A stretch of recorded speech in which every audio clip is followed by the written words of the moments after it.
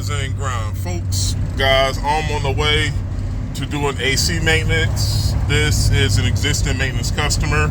We already been out here a bunch of times. This customer has, I believe, a heat pump and an air handler. Everything is working fine. We're just out here for the annual check and clean. I believe we replaced a contactor out here a couple years back. He had like some type of bug infestation near the heat pump.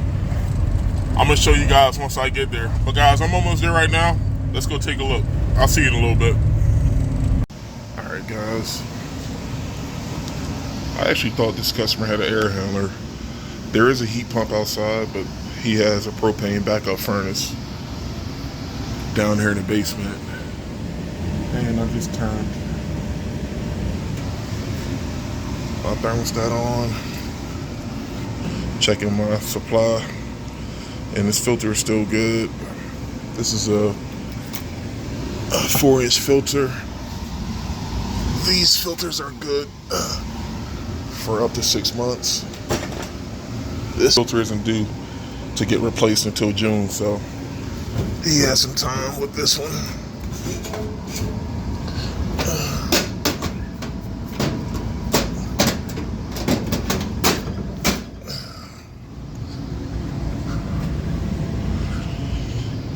Alright, next I want to look at the drains. Guys, in here the condensate pump got replaced. I know that this had to been like probably 4 years ago. I think the customer replaced the condensate pump on his own. But besides that, knock on wood, we never had to make any repairs with the furnace. Everything that was fixed was outside with what we did.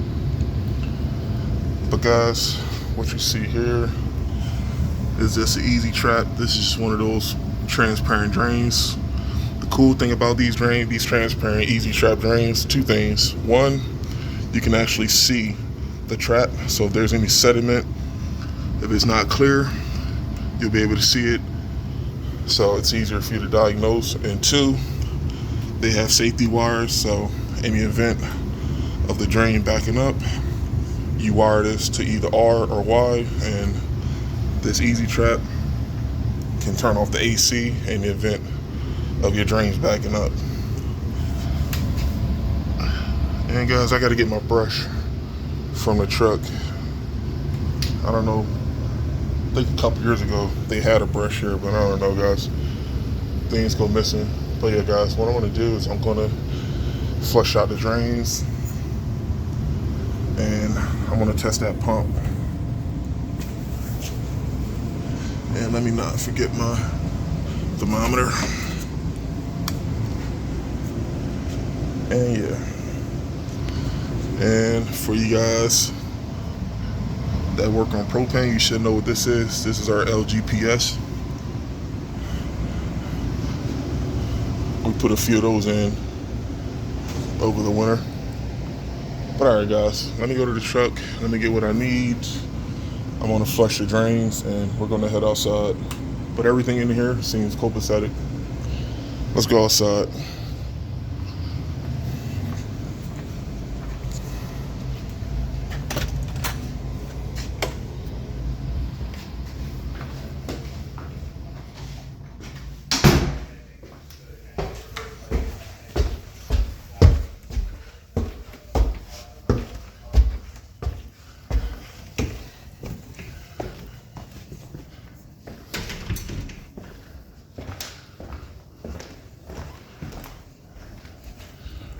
And I think we put this next thermostat in a few years ago.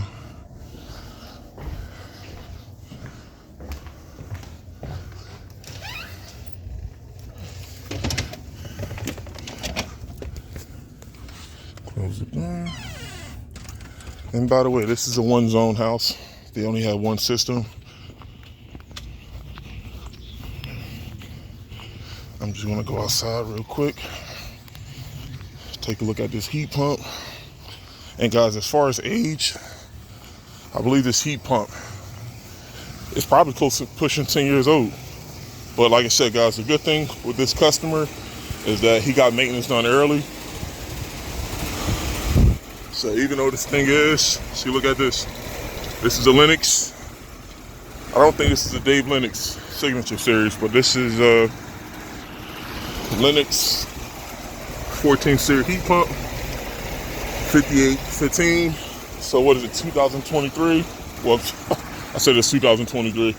It's 2025, so this thing is 10 years old. But guys, I always tell customers, and you guys can do this too, that's the benefit of getting maintenance done early, is that you can have a 10-year-old heater AC system, but if you keep it clean, keep it maintained, it can look just as good as a 2-year-old unit, you know?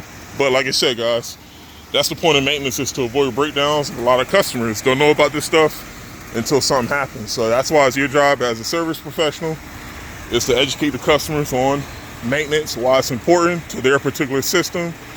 And like I said, guys, that's how you build trust and you build value with that customer.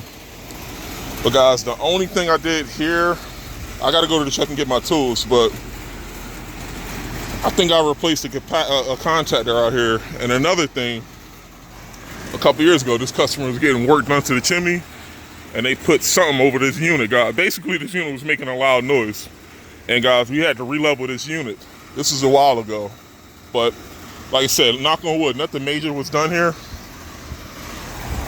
to our knowledge. And look at that.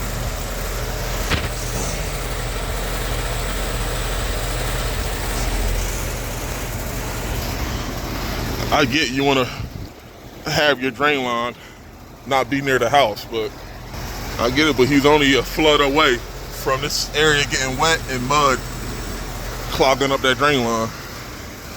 But guys, what I'm gonna do, let me go to the truck. I gotta get my tools. I'm gonna flush the trap inside, and we're gonna come back out here and we're gonna take a look at the outdoor components.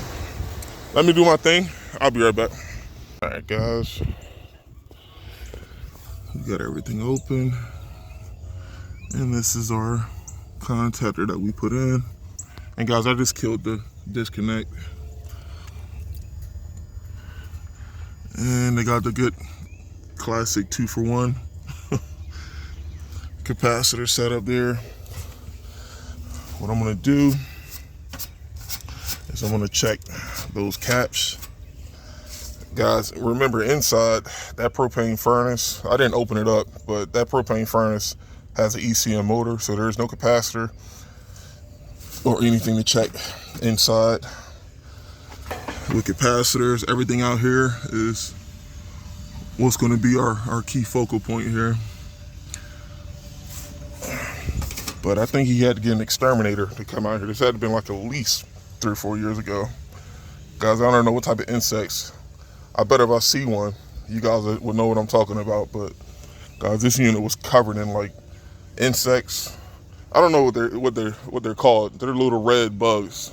We get them a lot in PA at some points of the year, especially like after it rains. But I don't know what was in this unit that those insects like, but they basically shorted out the contactor. And after I put a new one in, the next day the same thing happened. And I put this one in, and then I let him know that he has to spray some type of pesticide or something down here to eliminate the issue, and that's what he did. And knock on wood, we never had any problems ever since. But guys, what I'm gonna do, let me check the cap, and once I put that back together, I'll start this back up and I'll check amps. And another thing, one thing you're not gonna see me do here is check refrigerant pressures. Guys, right now, it's only about, it's about 60 degrees, but it's very, very mild. It's not really a warm morning. But guys, it's warm enough for us to at least get the gist of if the AC unit is working properly. So guys, I got a 20-degree split inside. I think it was like a 41-degree supply. And inside, the customer had the thermostat set to like 68. My returns temperature was in the 60s. My supply was obviously 40, 41. So guys, I'm okay with that split. I'll take that any day of the week. But there's really no need for me to check pressures unless I suspected that there was an issue in the refrigerant circuit. But guys, what I'm gonna do is I gotta get my 1/4-inch nut driver. All right guys, so let me check these caps and I'll be right back. I'll see you in a little bit. Guys, guys, it looks like someone didn't have a turbo cap years prior. This is a 70 plus 10 and a 5 that was wired in series. And I want to show you. I'm testing a 5 microfarad cap. 4.87 is definitely below threshold. I'm going to add that to the list of what I'm going to bring up to the customer. And this is a 70-10. I'm testing the 70 side right now. The 70 side is okay. And let me check the 10 side of this 70-10 cap.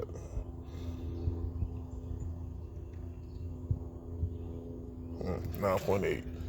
Now guys, I understand sometimes you gotta do what you gotta do, but preferably it's best to just use one capacitor. Reason being, less space and there's less chance of wires getting loose and shorting something out. So guys, my recommendation would be to install a turbo cap. And once again guys, this is a 5815, 10 years. There's really no secret that the rating on these capacitors go down. Guys, a capacitor, a relay, and a contactor, and also a thermostat is considered a maintenance item. What's a maintenance item? A maintenance item is just a wear and tear part that accumulates, of course, wear and tear, but you do not expect the maintenance item to last more than a handful of years before it causes issues. That's important to bring up with customers if you guys are out doing maintenances. A capacitor is not a lifelong part. If the customer is proactive, you can get these checked before it goes down. But guys, I've seen this plenty of times, and we're going to see this a lot more this summer.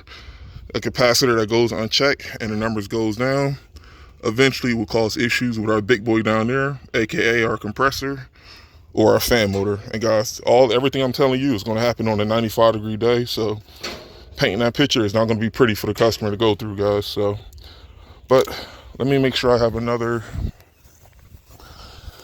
What was it? It was a 70 plus 10. It was 70 10 plus 5. So that was a 75-10. And guys, I'm not even sure. I think that compressor is an 80-10 and they put it in a 75. So I can check the model number to get what that compressor calls for. But those two capacitors that was wired in series was for a compressor. That fan motor took a 10 microfarad cap, but I should have a small and a large turbo cap in the truck.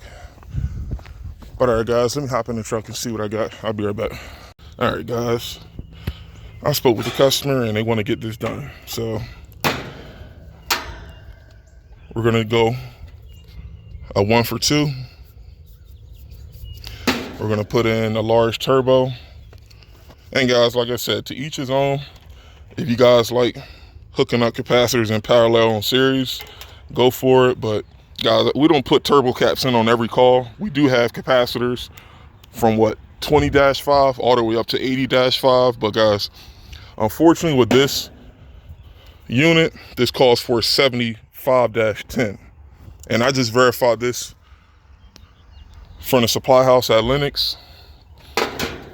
At some point before we came out here, and guys, we only been coming out here for like the past 5 years, but probably before that 5-year period of us coming out, this customer probably had a 75-10 cap go out, and instead of putting in one 75-10, they just bungee jumped the 70-10 to a 5 microfarad cap. But guys, these turbo caps are great. Like I said, for one, it saves space. You don't need 30 capacitors wired in series. But like I said, to each his own. Like, I understand, guys, if you're in the gym, you got to do what you got to do. But what I'm going to do is I got to get my jumpers. I'm going to do this 75-10 doohickey, and we're going to rock out. I'll see y'all in a little bit.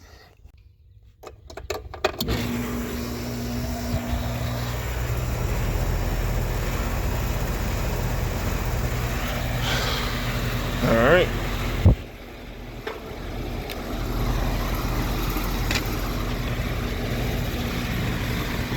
Insulation on the suction line, everything is intact.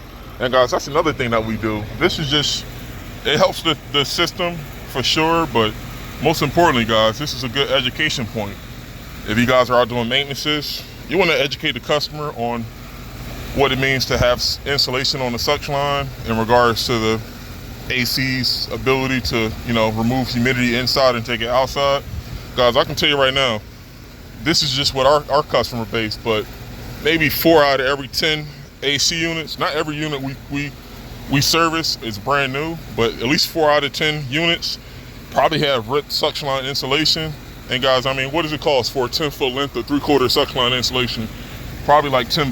But like I said, guys, for what it's worth, if you guys are bringing this to the customer's attention and you guys are keeping a majority, keyword, a majority of the suction line insulated, the customer is definitely going to appreciate that. And like I said, guys, it's all about you educating the customer. Most customers are not going to know about anything related to HVAC until it happens to either their unit or someone they know. So, like I said, guys, always be proactive and bring things up before it breaks, because once things break, you're at the mercy of if you can get the part and if you can't get the part, how much things cost, guys. So, all right, everything's rocking and rolling. I don't know what this is.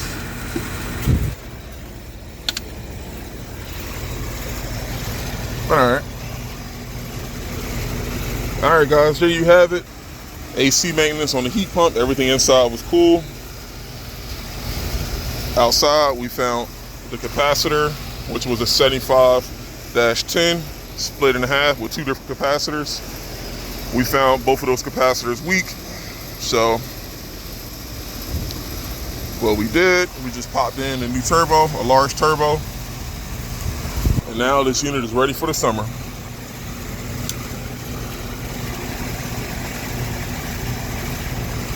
All right, guys, let me pack up. I got to do the paperwork and I got to get to another call. I will see you guys on the next one. Thanks.